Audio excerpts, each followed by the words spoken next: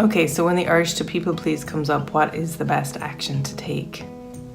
The best action to take when the urge for anything comes up is to take no action and to pause and pray.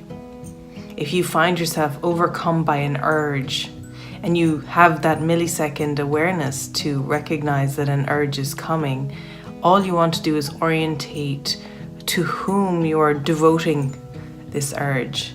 Is this an urge devoted to forgiveness, or is this an urge devoted to the ego? And in that moment, it's the surrendering over of that urge as it comes up, rather than the suppression of that urge, that allows you to transmute it.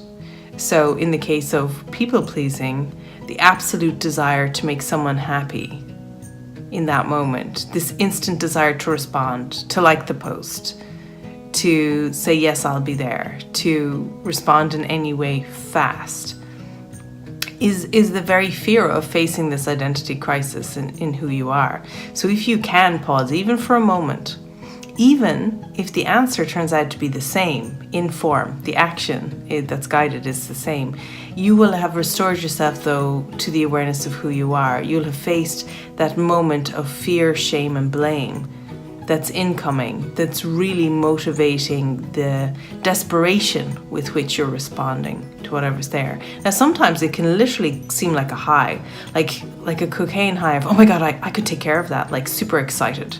I could take care of that and then I won't feel bad. So it doesn't always look like something that's terrible in your own experience. It can look like something that can bring you the answer. And it can look like love. It can look like, I could help with that, I could take care of that, I could love that, and then everything would be okay.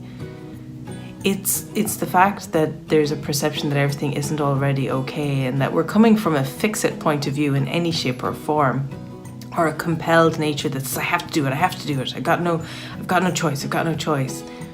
Well, then the choice is, rather than doing or not doing it, is the watching with the Holy Spirit, and that is how you can use anything, even something you may see as a misguided step, for forgiveness. And in that way you can restore yourself always to the one who loves you, and looking with the vision of the Spirit no matter what's unfolding, and allowing yourself to peel back off the screen and sit with the popcorn in the soft seats and with the Spirit guiding you as you watch what's unfolding before you. It's what the non-dual people call, what's arising.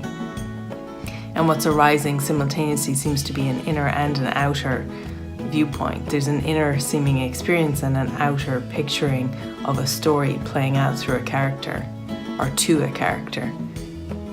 And yet all of this is what's being watched. And so the answer to the question, what should you do if you see you have an urge to people please, first and foremost is see it's yourself that you're trying to please. It's yourself that you're trying to reassure, and it's this false sense of yourself that you're trying to placate. So take courage, and soon you'll be able to let yourself down, even for a moment,